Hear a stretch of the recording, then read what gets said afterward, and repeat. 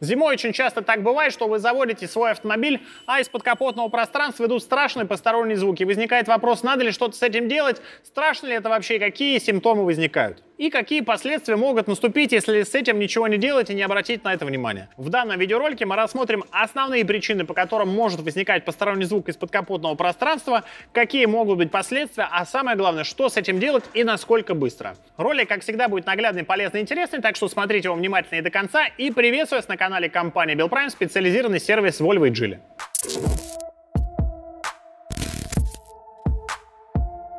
Итак, друзья, перед тем, как я начну рассказывать про то, какие могут быть источники посторонних звуков в подкапотном пространстве и каким последствиям это может приводить, здесь я сразу хотел сказать, что если вы смотрите мой ролик и делаете вывод, исходя из того, что я скажу, и потом это будете применять к своему автомобилю, это, конечно, на 95% может соответствовать тому, как это есть, но все-таки поправку на индивидуальность вашего автомобиля я бы сделал, потому что очень часто нам звонят и говорят, вы знаете, у меня чек загорелся, или в прямом эфире, у меня чек загорелся, что это может быть? И здесь, конечно, не видя ваш автомобиль, не выполнив диагностику, сказать очень сложно. Но это представьте, как вы к доктору звоните и говорите, вы знаете, что у меня там в правом боку колет, что это может быть? Но по большому счету все что угодно. С автомобилем примерно то же самое. Поэтому я расскажу, как это есть, исходя из нашей статистики, исходя из, ну, скажем так, конструкции автомобиля. Но все-таки точный диагноз выставляется непосредственно в сервисе, когда вы машину туда привезли. Итак, первый звук, который по нашей статистике происходит чаще всего из подкапотного пространства, это звук, похожий на скрип или на писк.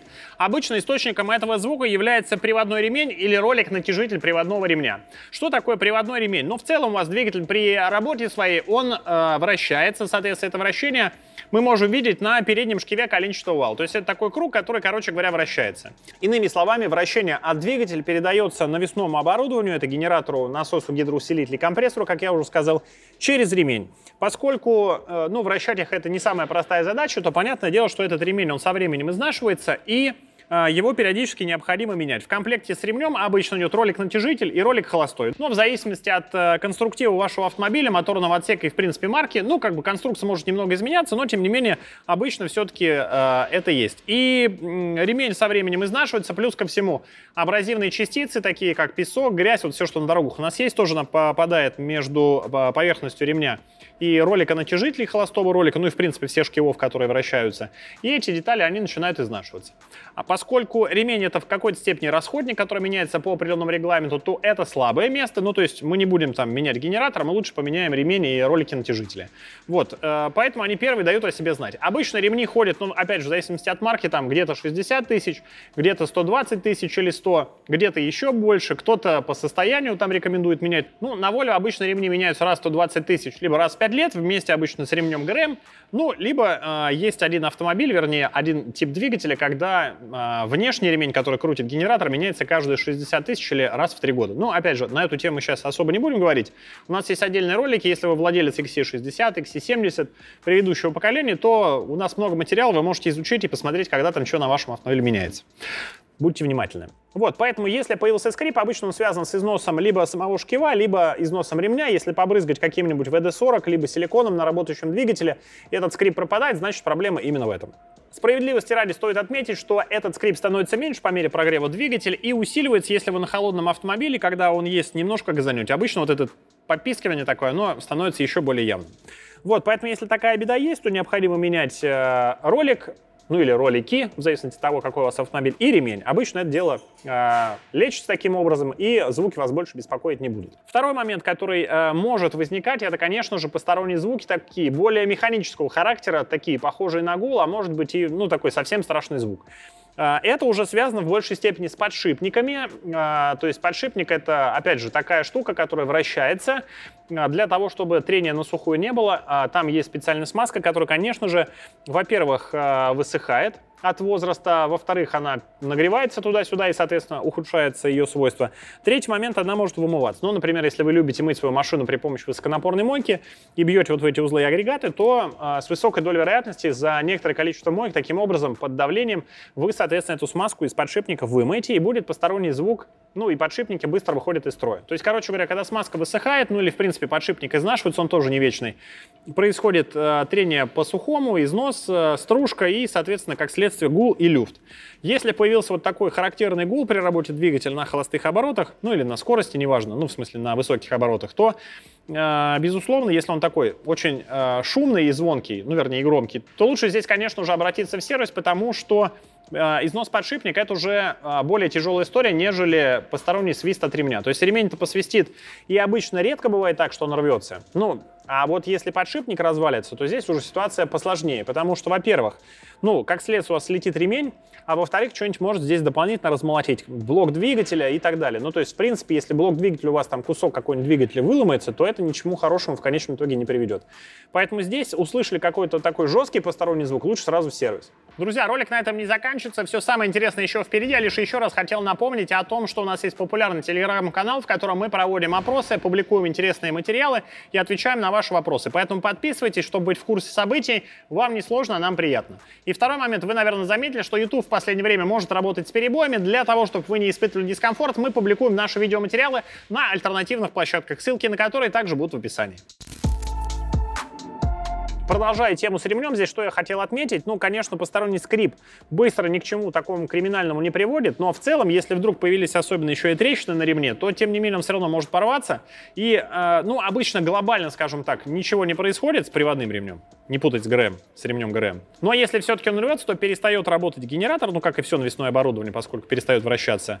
Машина переходит на питание от аккумуляторной батареи, но, естественно, на какое-то время ее хватает, а потом машина глохнет. Да, если она заглохнет, то тут уже машину надо будет вести только на эвакуаторе. Поэтому, ну, в целом, наверное, прям бежать, сломя голову в сервис, если у вас появились какие-то поскрипывания при запуске на холодную, не стоит, но все-таки и прям совсем в долгий ящик это откладывать тоже не стоит, потому что все-таки ремни — это штука важная, их надо менять по регламенту. Ну, в нашей среде, когда много грязи и песка, особенно сейчас, конечно, они могут даже и потребовать замены раньше, чем того требует регламент, поскольку, когда шведы, например, эту машину создавали, они, наверное, не очень задумывались о том, какая же жесть у нас зимой происходит на дорогах, сколько грязи и песка. Насколько я видел в Швеции, у них такого зимой нет.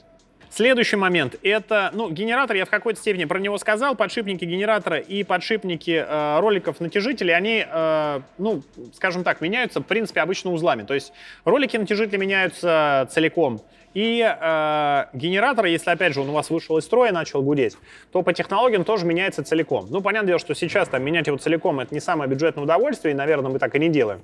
И чаще всего мы так и не делаем. Безусловно, здесь актуальной становится технология по ремонту генераторов. То есть, когда его разбирают, дефектуют те моменты, которые требуют замены, подбирают запасные части, их меняют. Это не заводская технология, это наша самоделкинская технология, но, тем не менее, она имеет право на существование и стоит она значительно дешевле. Вот, поэтому, если у вас, опять же, появился такой жесткий посторонний звук, лучше с этим не затягивать, потому что, помимо вот всех последствий, о которых я сказал раньше, в целом, чем дольше вы ездите с неисправными подшипниками на генераторе, тем меньше шансов, что вы его потом сможете за более-менее адекватные деньги отремонтировать. Поэтому, если есть посторонний звук, сразу в сервис. Опять же, возникает вопрос, а могу ли я доехать, могу ли я приехать сам? Да хрен его знает, надо видеть вашу машину и понимать, что там. Может быть, да, может быть, нет. Поэтому, если вы сомневаетесь, то лучше загрузить машину на эвакуатор и на эвакуаторе на ней доехать. И финальный момент, он, наверное, такой самый жесткий в плане последствий, это, конечно же, момент, связанный с посторонним звуком в виде такого стука. Когда вы заводите мотор на холодную, идет такой грохот, дух-дух-дух-дух-дух. И идет он именно из вот самого двигателя, не откуда-то из навесного оборудования, а именно из мотора. Это признаки того, что что-то провернуло, либо что-то очень сильно износило в вашем двигателе. Обычно проворачивают вкладыши коленчатого вала, шатунные вкладыши. Почему это бывает? Ну, первый момент — это, конечно же, ну, в принципе, сам по себе износ и ресурс вашего двигателя. То есть он, скажем так, подошел к своему финалу, и уже сделать с ним особо ничего нельзя. Ну, кроме как отремонтировать либо заменить. Вторая причина — это низкий уровень масла. То есть, если уровень масла низкий, это может привести к повышенному, ну, преждевременному выходу из строя. Третий момент — это хреновое некачественное масло, которое на морозе, соответственно, замерзло, перестало смазывать, и пошел вот этот грохот. Если пошел такой сильный грохот, то это говорит о том, что, по сути дела, мотор лучше заглушить и предоставить его сервису для выполнения диагностики, потому что надо разобраться, почему такое происходит и что с этим делать. Если вы продолжите ездить на машине с двигателем, который стучит, то, ну, в какой-то момент он просто разлетится к чертям, и его нужно будет только менять. Если он у вас еще не разлетелся, то есть не выломал там ничего и ничего не заклинило, то есть шанс его как-то малой крови, что называется, починить. Поэтому в зимний период проверяйте уровень масла, проверяйте на то, что ваше масло соответствует сезону.